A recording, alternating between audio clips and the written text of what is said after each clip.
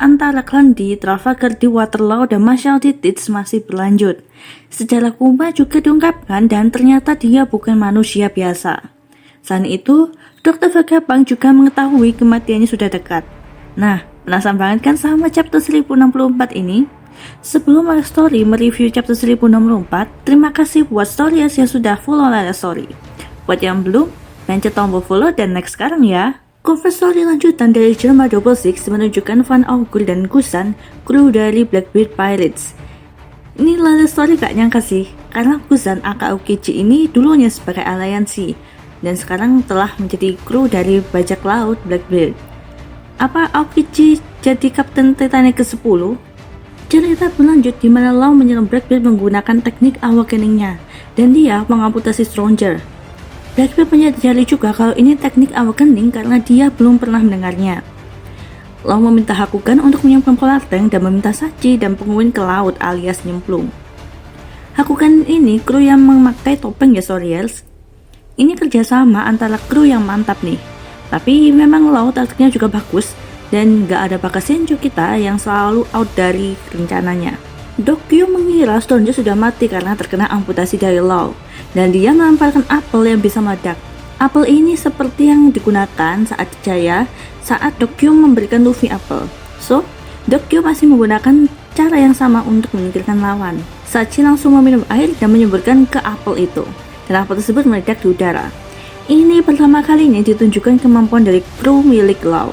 Gak disangka juga sih punya kemampuan bertarung di air yang mantap pula. Sachi bisa menyemburkan air ini seperti orca di mana dilambangkan pada topinya. Mungkin penguin juga bisa berenang dan menyerang lebih cepat jika di dalam air.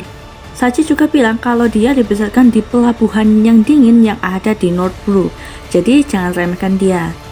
Ini pesan buat kita semua, juga jangan meremehkan ability dari kru Law, karena ini mungkin memang belum ada tunjukkan sepenuhnya. Beppo juga meminta Jinbard melindungi sang kapten, karena Beppo mengetahui posisi dari Van Augur melalui pendengarannya. Ini juga nggak kalah keren karena Augur sendiri menggunakan cara teleportasinya dan Beppo masih bisa mendengar pergerakan dari Van Augur. Lalu langsung menggunakan Carry Room dan Shock Willy untuk menyerang Blackbeard. Van Augur mengatakan itu kesalahan Blackbeard sendiri karena ceroboh dan tidak sesuai dengan apa yang direncanakan.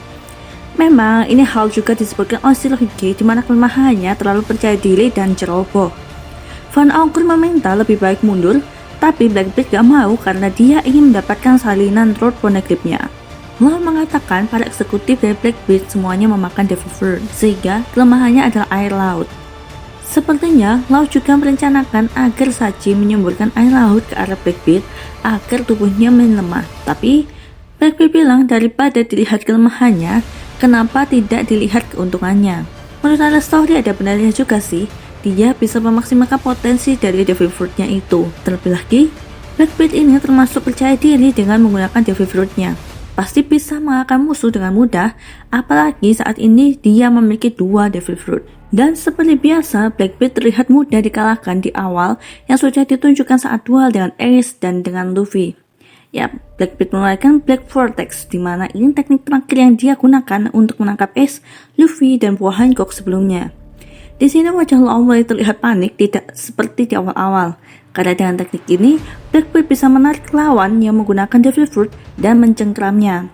Jadi wajar aja kalau Law juga panik dan bingung kenapa badannya bisa tertarik nantinya. Layla Story juga menemukan permainan kata untuk chapter ke depan, terutama chapter 1066. Di mana guru awase atau permainan angka ini ditambahkan angka 0 di depannya menjadi 01066. 0 dibaca wa, 10 dibaca t, 6 dibaca ru, dan 6 dibaca ro.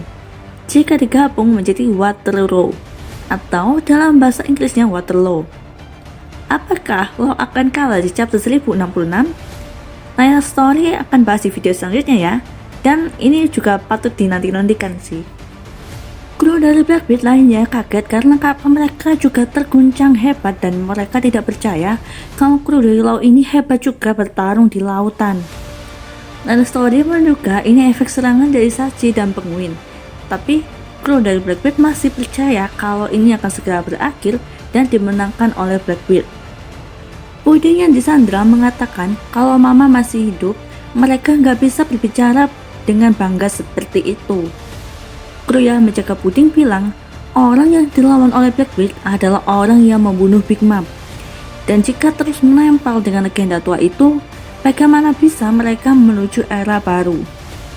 Untuk kematian Big Mom ini, lain story akan bahas di akhir video ya.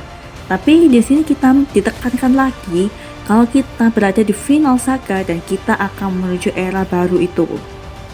Akainu yang mendengar pertarungan antara Trafalgar Law dan Yonko Blackbeard ini merasa frustasi. Kita semua beralih ke Egghead Island, di mana Luffy dan Chopper sudah menjadi tua dan Bonnie serta Jinbe menjadi anak-anak. Yang menariknya nih, Luffy menjadi 70 tahun, di mana Oda gambarkan jika dia gagal menjadi Pirate King seperti di SBS. Sebenarnya sih lebih keren kalau versi yang sudah menjadi Pirate King, tapi karena impiannya belum terwujud, maka Oda menggambarkannya seperti versi buruknya. Mereka semua berubah umur untuk menghindari serangan Pak Pulici Kuma.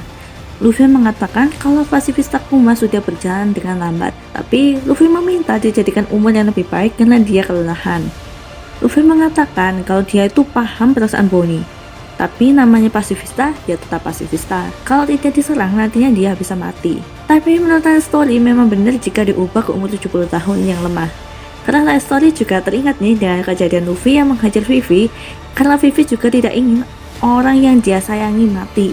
Chopper bilang jaga moodmu Luffy, dan Chopper meminta maaf karena mereka semua pernah struggle melawan pasifista dan mendapatkan kejadian tidak diinginkan, yaitu kejadian saat di Sabaudi. Chopper juga meminta umurnya dirubah karena Chopper juga terlihat kelelahan. Jinbe bertanya lagi, memangnya kejahatan apa yang Kuma lakukan sehingga dia disebut tiran? Bonnie mengatakan ayahnya bukan tiran, dia benci dengan world government. Itu kenapa Kuma tidak mau bekerja sama dengan mereka. Tapi world government pasti memaksa Kuma untuk mau menjadi bahan percobaan. Seperti biasa, world government mulai memutarbalikkan fakta, bahkan melebih-lebihkan. Luffy melihat Bim Saber dan merasa bersemangat sekali meski berusia 70 tahun. Sepertinya efek Devil Fruit Bonnie hanya mengubah umur saja, tapi sifat tetap sama. Bonnie menemukan di tempat pembuangan di mana banyak hasil karya Dr. Vegapunk yang dibuang di sana, yang tampaknya masih berguna. Bonnie mengatakan kalau Kuma berasal dari ras yang spesial, tapi itu bukan alasan kenapa Kuma dipaksa untuk terlibat menjadi bahan percobaan dan pembunuhan oleh world government. Luffy mengatakan kalau itu benar. Kita berlanjut ke Sanigo, di mana kelompok dari Zoro dibawa naik ke atas menggunakan Vega Force 01. Lilith menyadari jika Luffy membuat onar di bawah. Zoro dan Brook menjaga kapal.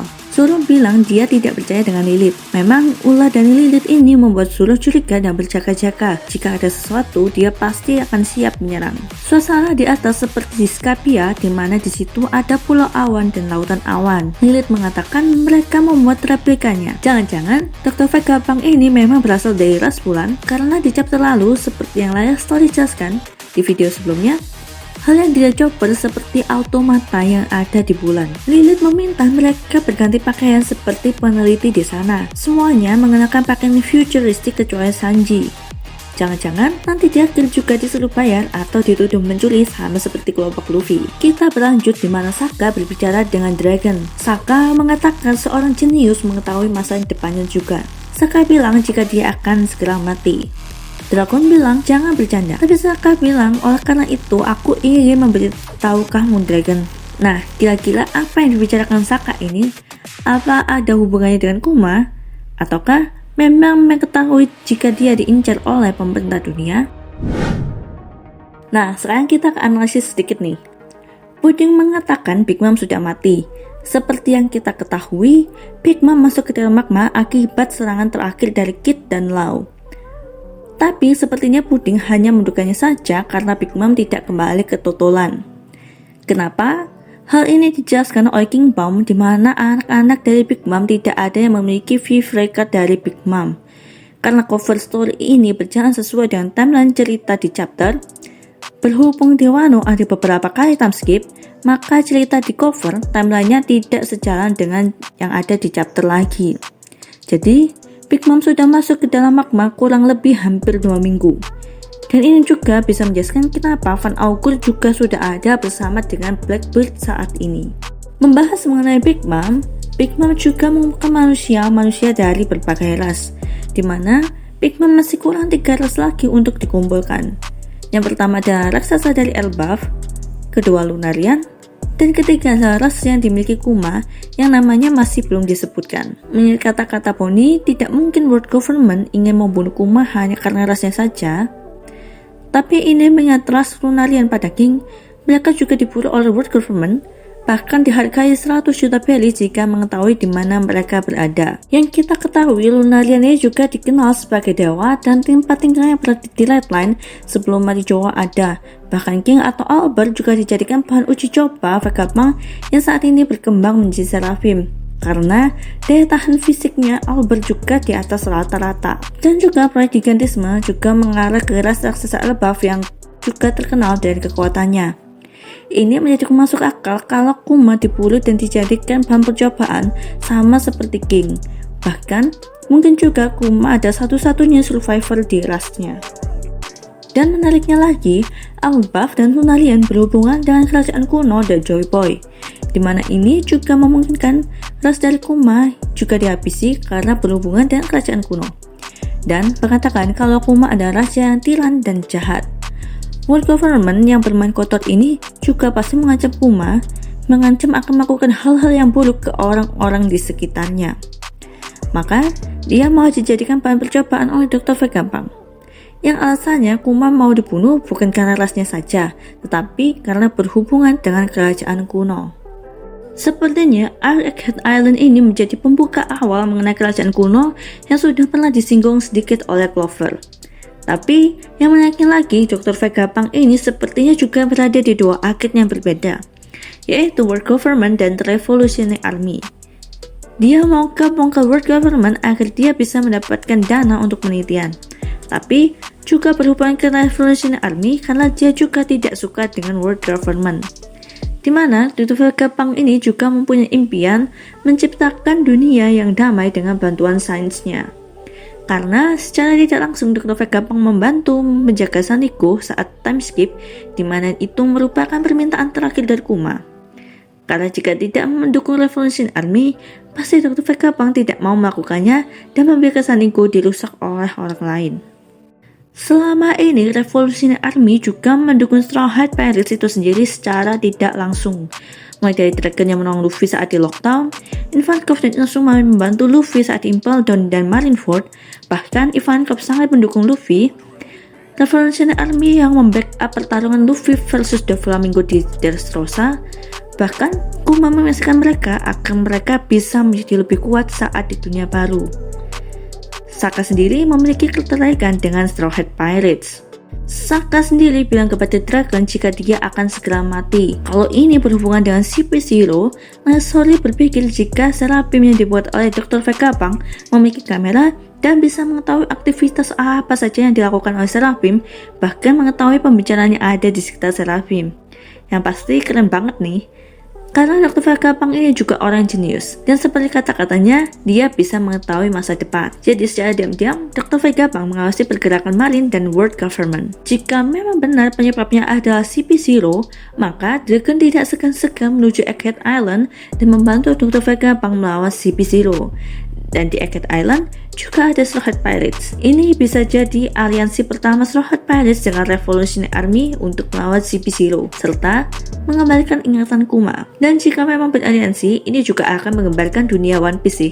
Dan tidak kalah hebohnya dengan pertarungan antar klan di Trafalgar, di Waterloo, dan Magellan Ditch. Dan kita akan ditunjukkan kekuatan dari Dragon sebelum Final War nanti. Kemungkinan kedua, Dr. Vegapunk terkena penyakit akibat ledakan dari penghasat yang lalu. Jika mengenai penyakit, berarti ini adalah tugas dari Chopper untuk mencarikan obatnya, sesuai dengan impian Chopper yang ingin menyembuhkan segala penyakit. Nah, sekian review dari Layla Story. Jangan lupa follow dan like ya Storyers, biar kalian semua nggak ketinggalan update One Piece selanjutnya. See you in the next video Storyers.